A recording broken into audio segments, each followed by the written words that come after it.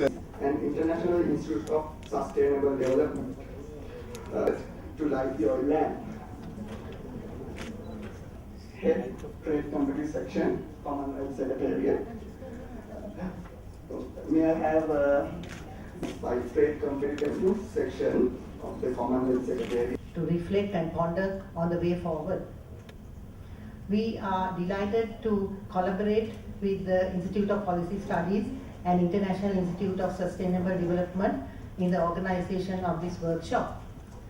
I wish to briefly elaborate the reasons behind organizing this.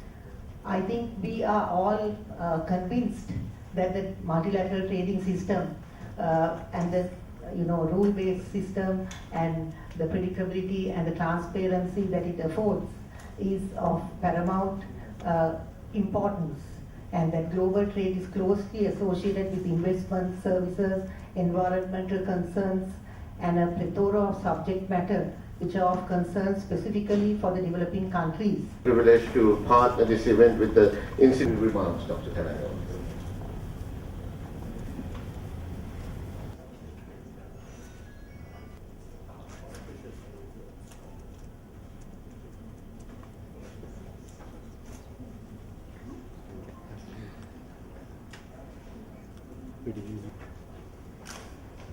Thank you.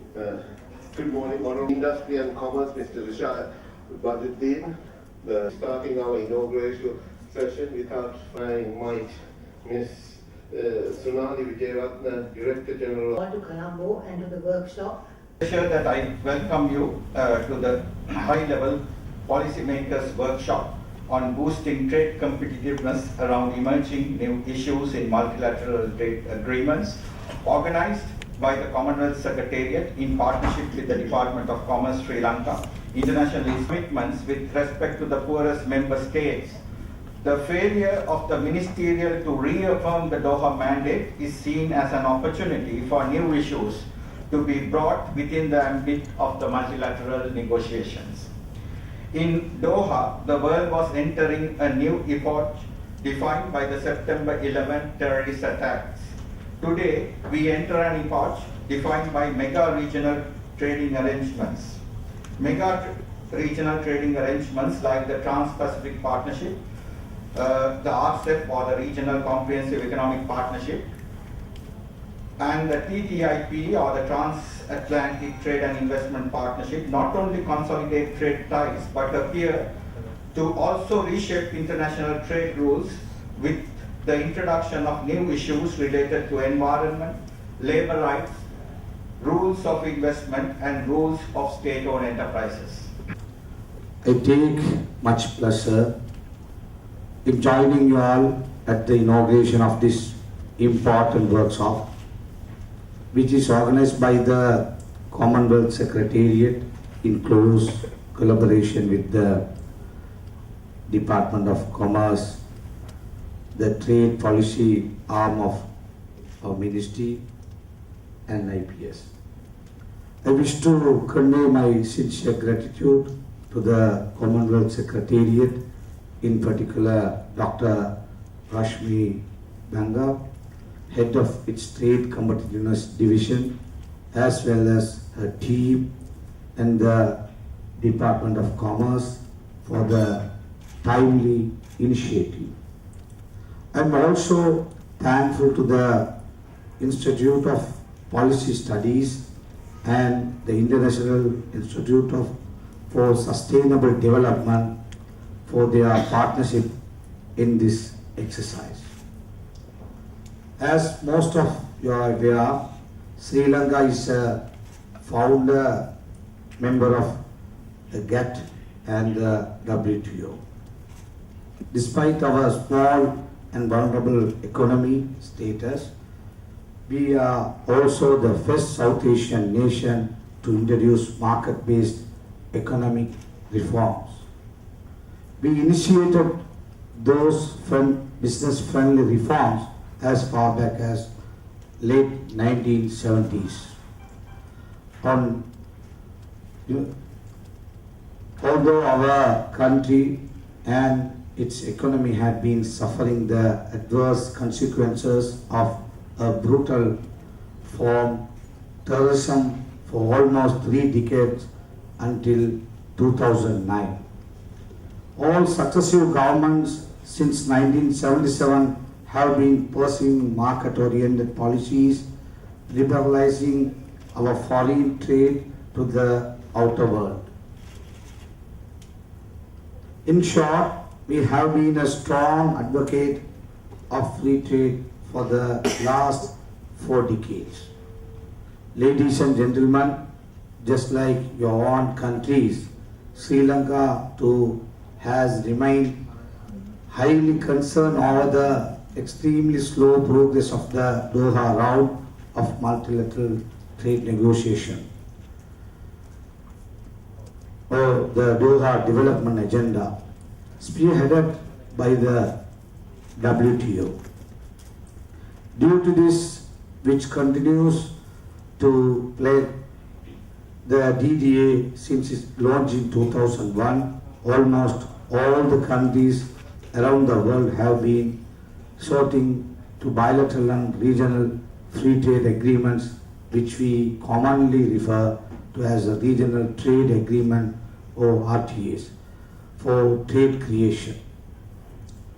It is learned that as many as 625 such RTAs have been notified to the WTO as of last month, while more than 400 of them are actually in force.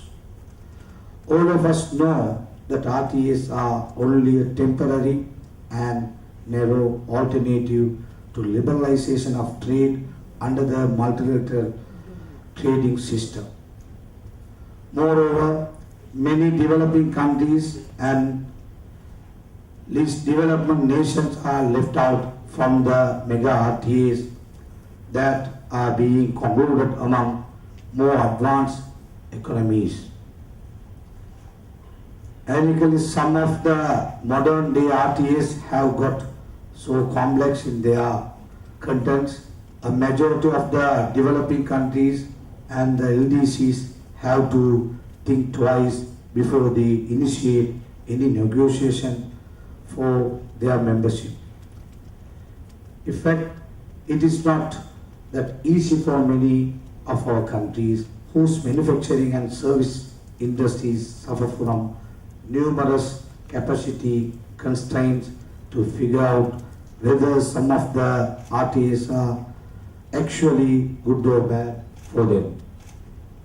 We all were hopeful that the Bali ministerial would deliver something tangible for the developing world. However, the only significant achievement the WTO made in Bali is the Trade Facilitation Agreement. As we all know, the ministers could not reach any agreements on several key areas such as food security, export subsidies, and some of the LDC issues which are more critical to many of our economies. Although we agree to work speedily and find solutions to these issues on priority basis, the post-Bali progress has been even more disappointing. Therefore, it was obvious that the Nairobi ministerial would not deliver anything exciting. Ladies and gentlemen, in the Nairobi declaration, trade ministers repeatedly state that the WTO shall remain the main forum to negotiate multilateral trade rules. They also highlight the importance of taking decisions through a transparent, inclusive, consensus-based and member-driven process. However, the actual ground realities that have begun to emerge over the recent years make us think differently. We all know that how mega FTAs such as Trans-Pacific Partnership, the TPP, the Transatlantic Trade and Investment Partnership (TTIP) and Regional Comprehensive Economic Partnership (RCEP) have been making progress slowly but steadily. In fact, the TPP has already become a reality. It appears that more and more countries have now begun to look at these mega FTAs or similar arrangements with growing interest, since they have only little hope in the WTO-led multilateral trade negotiations. Against this backdrop, I consider this workshop, which focuses on how to boost our trade competitiveness in the post-Nairobi context, an important and timely exercise. The workshop would also be a good occasion for us to have a better understanding on the emerging new issues that may take the center stage very soon. Therefore, let us make maximum use of this opportunity to educate ourselves on the different challenges and opportunities we may encounter over the coming years and prepare ourselves to take well-informed policy decisions in our efforts towards trade creation. Before concluding my brief remarks, I would like to thank the Commonwealth Secretariat once again for this timely initiative and also its decision to hold the workshop in Sri Lanka. I would also like to extend a word of special thanks to all the resource persons and panelists for their input. I am sure that your valuable contributions would make this workshop a very productive experience. Last but not least, I would like to convey my most sincere appreciation to all the participants, both foreign and local, for their presence on this occasion.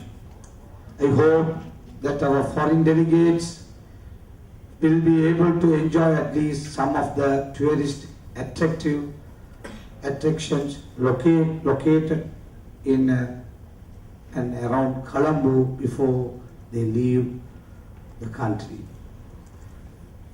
Though small Sri Lanka is blessed with great diversity, with beaches, hills covered with vast plantations of world-famous Ceylon teas, many waterfalls, ancient cities including some UNESCO heritage sites.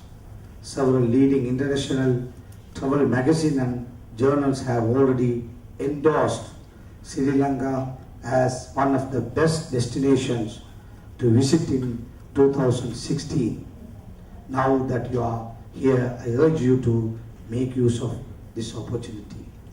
I wish you all a very successful workshop and a pleasant stay in Sri Lanka. Thank you. Export finance opportunities and developing the contributed generously, as well as their expertise, and engage in one-to-one discussions with everyone. And Indeed, very privileged and honored today that we have the presence of a senior commitment and busy schedule that you made your time to come to this event, and we are thank you for that. Government of Sri Lanka, Honorable Rishas Baduti.